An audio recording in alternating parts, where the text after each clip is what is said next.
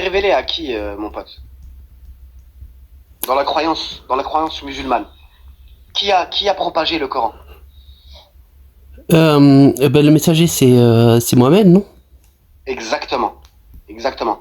Est-ce que Mohamed, il a respecté les commandements de Dieu? J'imagine, oui.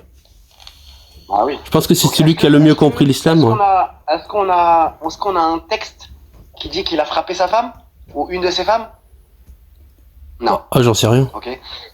Eh ben non, c'est pour ça que je te dis non. Et tu pourras voir, hein, tous ceux qui sortent là, tous les islamophobes là, les haineux là, qui viennent avec la 434, demande-leur un texte où on dit que le prophète alayhi salam a frappé sa femme, ou une de ses épouses, ou quelqu'un.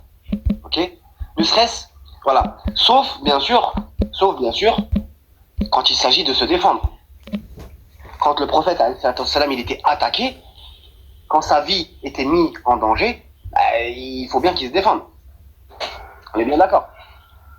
Donc je vais te citer différents hadiths. On a celui de Aïcha radiallahu anha qui dit: le messager d'Allah n'a jamais frappé de sa main une femme ni un serviteur.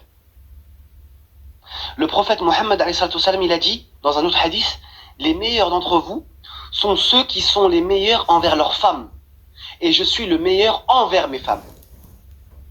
Dans un autre hadith, le prophète dit: ne frappez pas les servantes d'Allah. On a un autre hadith: beaucoup d'hommes frappent leurs femmes, et cela n'est pas le comportement des meilleurs d'entre vous. Et le prophète, il a blâmé justement ce comportement-là en disant: comment l'un d'entre vous frappe-t-il sa femme comme on frappe un esclave, puis il va vers elle le soir?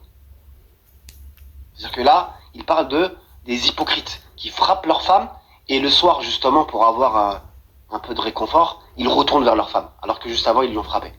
Tu vois? On a un autre hadith, pareil: le doux et le bienveillant envers sa famille est aimé d'Allah. Tu vois? Et à aucun moment, le prophète alayhi salam, il a levé la main sur ses épouses. Nous, on suit le prophète Mohammed alayhi salam dans la compréhension des textes. D'accord? On n'a jamais frappé nos femmes. Le prophète ne l'a jamais dit. Est-ce que cela sous-entend que le prophète, il n'a pas compris cette sourate? Il n'a pas compris ce verset? C'est lui qui a reçu cette révélation. Comment lui, il l'a pas appliqué? Pourquoi on dit aux musulmans: ah regardez, la sourate 434, vous frappez vos femmes. Ok, d'accord. Mais ce verset-là, c'est qui l'a reçu? C'est qui l'a révélé au monde? C'est le prophète Mohammed. Est-ce que le prophète Mohammed, il a appliqué ce verset? Ou bien il l'a mal compris? Voilà. Donc déjà, tu vois, il y a une incohérence déjà dans leurs propos. Et ouais, voilà. Donc non. Pour revenir à ce que tu disais, mon pote, la femme en islam, justement, c'est l'islam qui est venu, qui a donné des droits à la femme. Là où elle n'en avait pas.